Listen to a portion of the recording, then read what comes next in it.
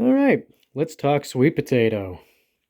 So, for those of you who do not grow sweet potato, I don't know why you're not. It's one of the best things you can grow, honestly. And so much more than just the sweet potato itself is edible. Um, you might be looking here and thinking, what is all this? This is all the vinage from the sweet potato plant. As a matter of fact, sweet potato is not even related to potatoes. It's actually related to the morning glory family. So, with that said, it does a lot of vinage. At a certain time of year, it'll flower a lot. Now, what's cool is the leaves themselves are actually very edible and very nutritious. You could make a sweet potato leaf salad.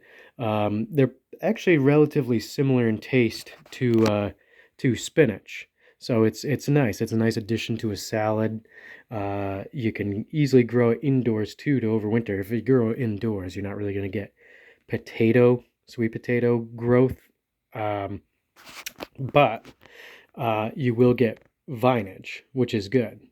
Now, these we all snipped off of the mother plant here.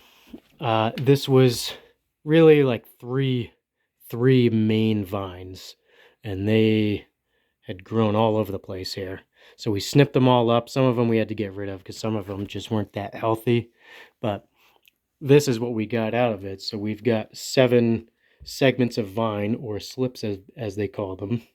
So you can kind of see on here, if you look close, everywhere where there's leaves, there's a little, what they call a node. So if you snip it below the node, so if I were to snip this, is way too short, but just, or actually we'll even look right here.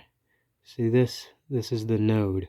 So you could snip it here, and then basically what you do, as you can see, there's no leaves all here. You snip all the leaves except for the topmost bit.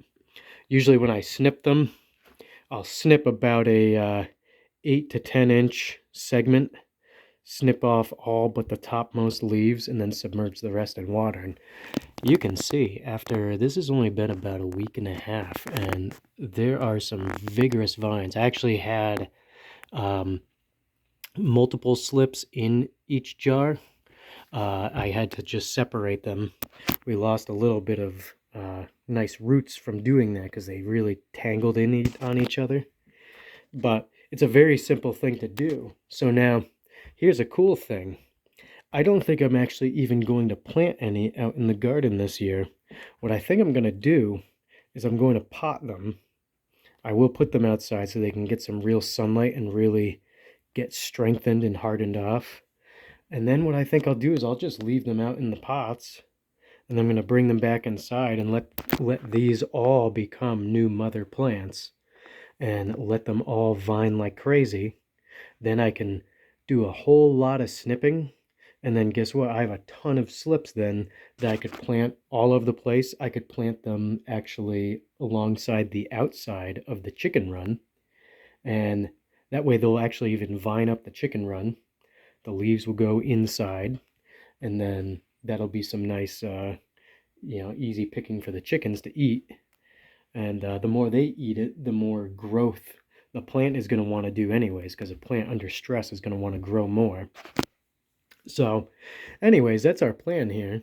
And could also get into selling some slips, which is very much something I might look into doing, because if I end up having this and all these as mother plants and let them vine like crazy, I'll have a ton of slips to just keep propagating over and over. So at that's everything we got about the sweet potatoes right now. Again, we're not going to plant any outside, but once we do, you'll see how much they explode. But that'll probably be next season. But in the meantime, we'll end up doing another video at some point of our actual grow setup and how we start the seeds. We didn't do a video of that this year, but we will next year. And this will actually probably be expanded by next year anyway, so we can have room to do a lot more seeds and more propagation too. But until then, see ya.